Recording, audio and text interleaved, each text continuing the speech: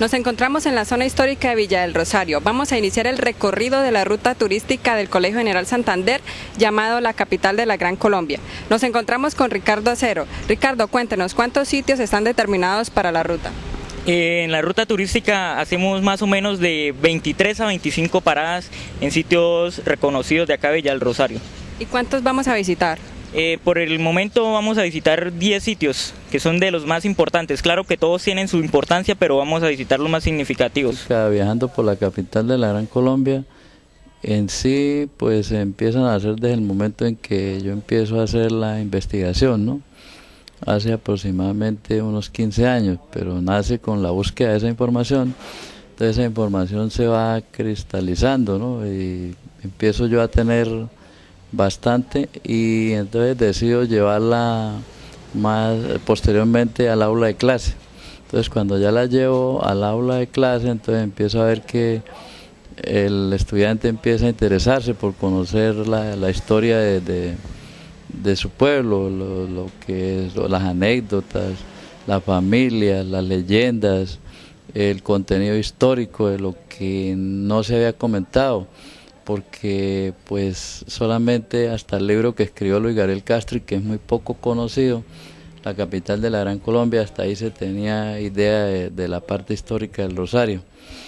Acompáñenos a iniciar el recorrido. La Casa de la Cultura.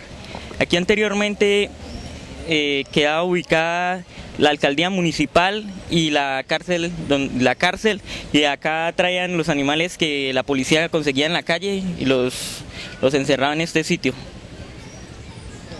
La piedra del parque. Esta piedra fue traída en administración del doctor José Jacinto Manrique, la cual consiguió en ella unos jeroglíficos y le pareció correcto traerlas y ponerla acá en el centro del parque. De 1875, la población de Villa del Rosario se traslada hacia la parte alta del municipio, hacia estas colinas del Cerro de las Múcuras, y el padre de aquella época decide iniciar una campaña para construir el templo llamado Nuestra Señora del Rosario. Este templo iba a ser construido donde quedaba el colegio, donde queda actualmente el Colegio Manuel Antonio Rueda. Aquí nació el historiador rosariense Luis Gabriel Castro el 19 de agosto de 1896.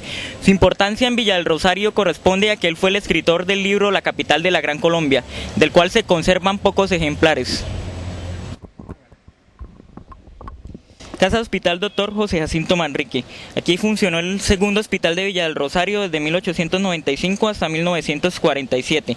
El Dr. José Jacinto Manrique era tan acertado que los médicos de Cúcuta, después de que le remitían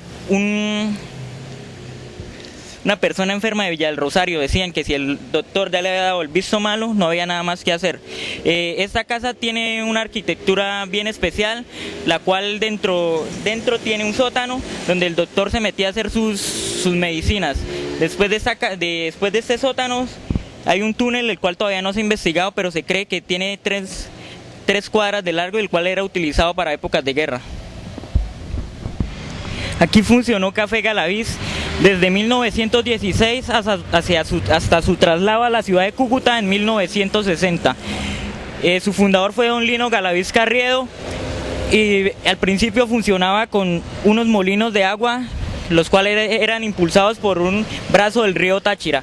Después, con el pasar del tiempo, fueron trayendo motores, los cuales fueron importados desde Europa y traídos en tren hasta la estación 14 del ferrocarril Zona Histórica de Villa del Rosario. La Bagatela, 1821 a 1971. En esta casa se reunieron los congresistas de la Gran Colombia a sesionar sobre la nueva Constitución de 1821.